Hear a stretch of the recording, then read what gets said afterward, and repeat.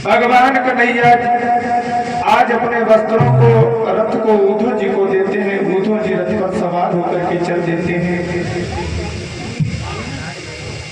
परीक्षित जी उद्धव जी को बहुत बड़ा अभिमान था।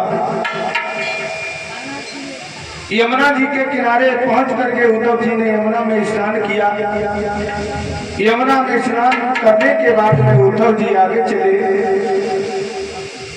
जैसे ही वृंदावन में पहुंचते हैं तो क्या देखा, वृंदावन में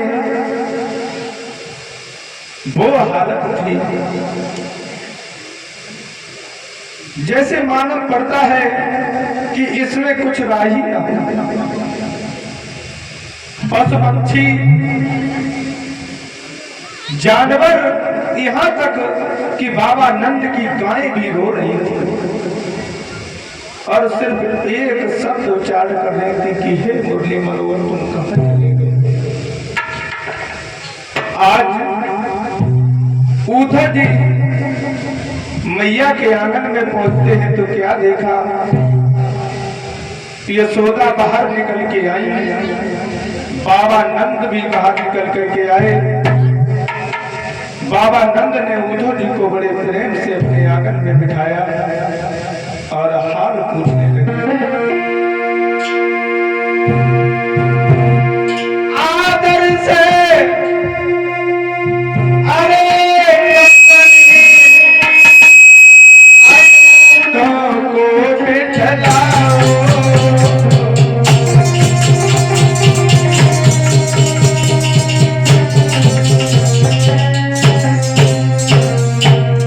बड़े प्रेम से बड़े भाव से हाथ पकड़ करके उद्धव जी को बिठा दिया।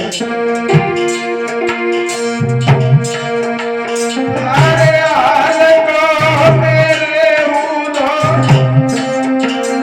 तू बड़े दिन कटिया,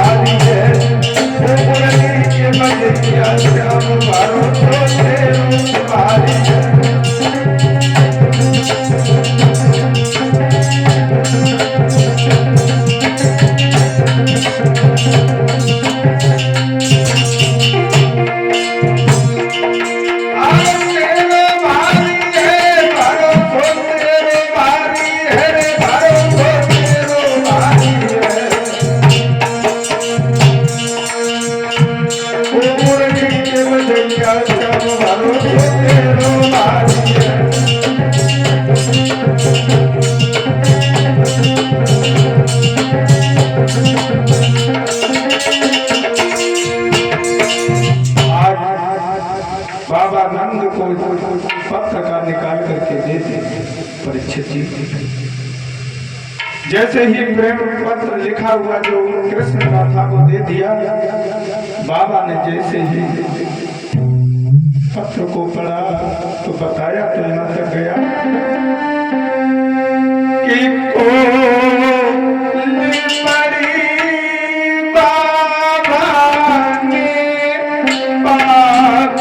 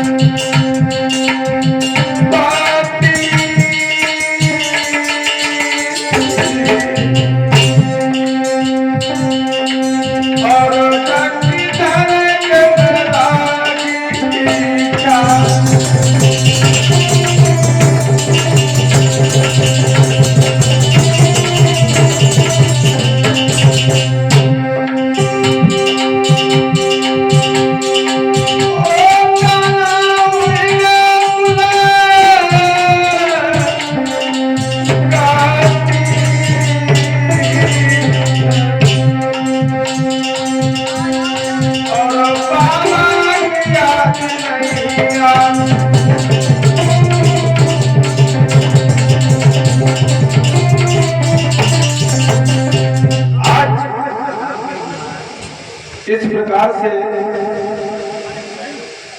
सभी लोग रो रहे हैं, बाबा नंद रो रहे हैं। देखिए परीक्षित जी महाराज की कथाएं सबने सुनी है, वही कथाएं होती हैं। और सुबह जैसे ही भगवान भास्कर ने आंखें खोली, उद्धव जी उस वृंदावन में घूमने के लिए निकलते हैं तो क्या देखा, वृंदावन के बाहर एक कुआं था, वहां कुछ गोपियां जल भरने के लिए गई तो क्या हालत थी गोपियों की।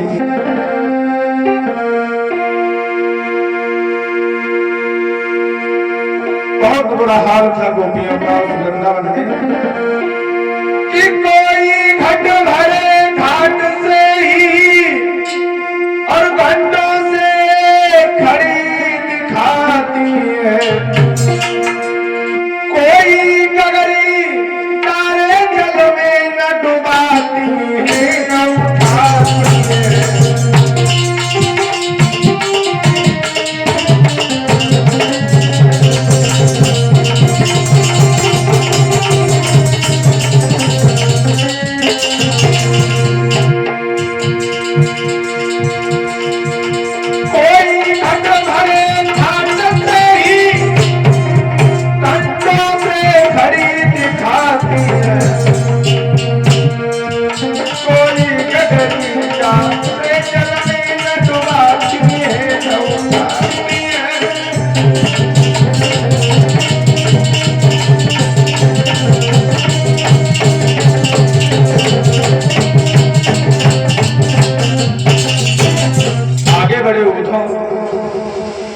जैसे ही